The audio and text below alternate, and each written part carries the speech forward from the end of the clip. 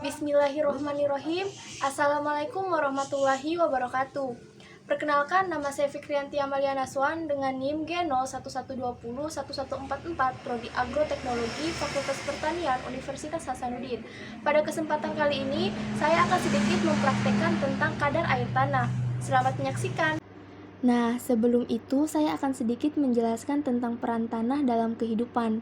Tanah memegang peran penting dalam penyediaan air bagi makhluk hidup, termasuk tumbuhan, hewan, dan manusia. Tanpa tanah, makhluk hidup tidak bisa mendapatkan air. Jumlah air yang tersimpan di dalam tanah bervariasi dan terus berubah dari waktu ke waktu. Untuk kepentingan pengelolaan air di dalam tanah, manusia perlu mengetahui berapa banyak air yang ada atau tersedia di dalam tanah. Banyaknya air yang ada di dalam tanah per massa atau volume tanah pada suatu saat disebut sebagai kadar air tanah. Adapun tujuan praktik ini yaitu pertama, mengetahui bagaimana kadar air tanah yang diukur dan dihitung menggunakan metode gravimetrik atau penimbangan.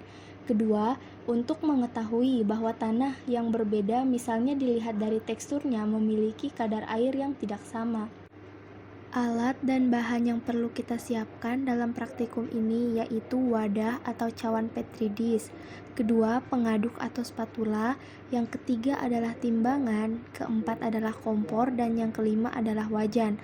Adapun bahan yang perlu disiapkan yaitu tanah halus dan tanah kasar. Nah, selanjutnya kita masuk ke bagian langkah atau tahapan dalam mengukur kadar air tanah. Tahap-tahap di bawah ini sudah termasuk tanah halus dan tanah kasar ya. Langkah yang pertama yaitu tanah halus dan tanah kasar disaring untuk memisahkan partikel lain yang terdapat dalam tanah.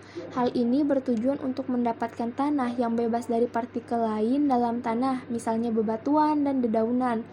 Kedua, setelah tanah disaring, tanah kemudian ditimbang sehingga mencapai berat yang diinginkan, yaitu 1000 gram atau 1 kilogram tanah.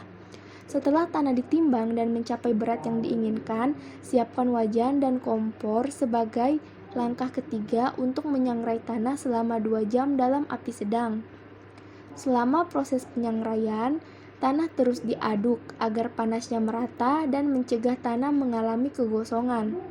Setelah 30 menit proses pemanasan, kadar air dalam tanah mulai berkurang dan partikel debu dalam tanah mulai naik ke udara saat proses pengadukan di atas wajan.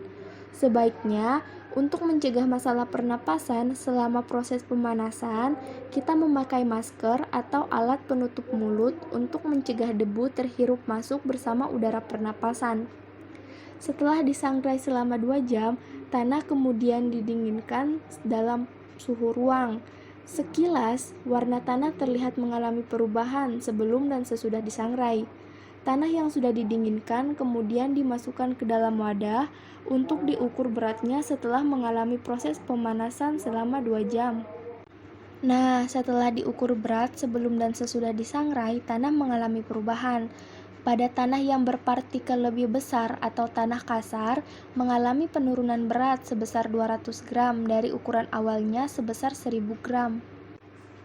Adapun tanah yang berpartikel lebih kecil atau tanah halus mengalami penurunan berat sebesar 140 gram dari ukuran awalnya sebesar 1000 gram.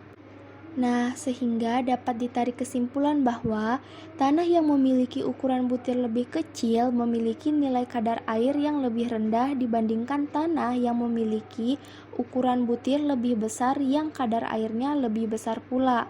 Hal ini dipengaruhi oleh jumlah butiran tanah yang terkandung dalam setiap sampel. Sekian yang bisa saya sampaikan pada praktikum kali ini. Assalamualaikum warahmatullahi wabarakatuh.